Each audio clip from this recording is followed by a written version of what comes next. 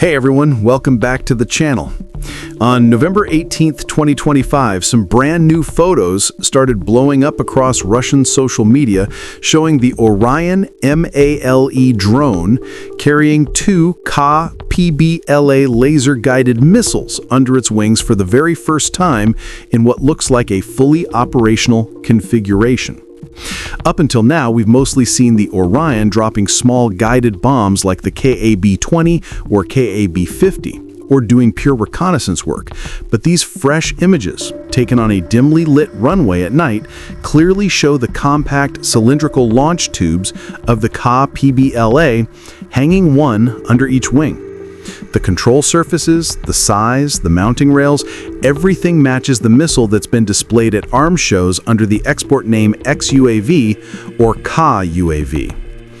For those who haven't followed this weapon before, the Kh-BPLA is basically a 32 km air-launched version of the Kornet anti-tank missile family.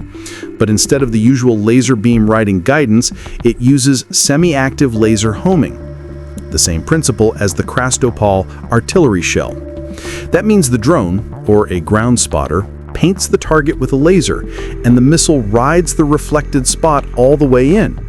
Range is officially 2 to 8 kilometers when launched from up to 4,000 meters altitude, and it carries a 6 km HE frag warhead, perfect for trucks, artillery pieces, light armor, command posts, or clustered troops, but not something you'd want to throw at a modern MBT with heavy ERA.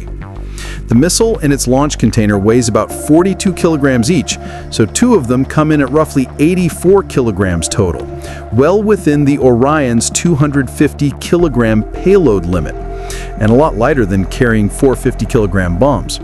That means the drone can stay on station for most of its 24-plus hour endurance while still having two instant response precision shots ready to go.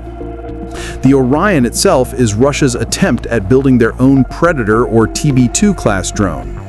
16-meter wingspan, 1,150 kilogram max takeoff weight, satellite control option, and it's been trickling into service since 2021.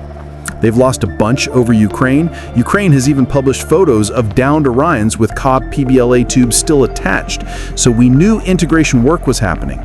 But these new pictures are the clearest sign yet that the combo is moving from test articles and trade show mock-ups to something units are actually taking photos of on the flight line. Tactically, this is a nice little upgrade. Glide bombs like Kh-20 need the drone to fly almost directly over the target to release, whereas the Kh-BPLA can be ripple-fired from 5 to 8 kilometers away, from any direction, and it gets to the target in seconds instead of gliding for half a minute.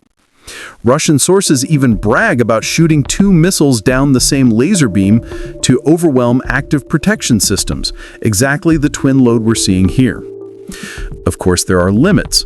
The drone still has to loiter close enough to the front to use an 8-kilometer weapon, so it remains vulnerable to anything from Buk and C-300 batteries to roaming Ukrainian MiG-29s or Patriot ambushes. And because it's laser-guided, smoke, dust, or cheap laser jammers can ruin your day.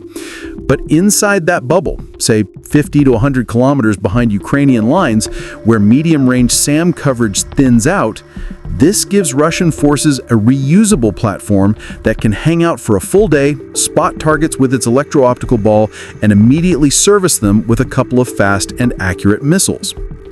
Bigger picture, the timing isn't random.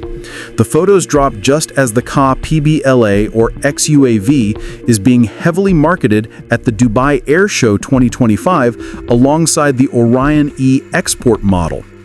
Russia really wants the world to see that they now have the full stack: cheap FPV swarms, Lancet loitering munitions, and a proper MALE drone with its own guided missile, all supposedly made with domestic or sanction-proof components. Whether this actually becomes a common sight over Ukraine depends on how many Orions Kronstadt can keep churning out and how many missiles KPB can produce while dodging component shortages.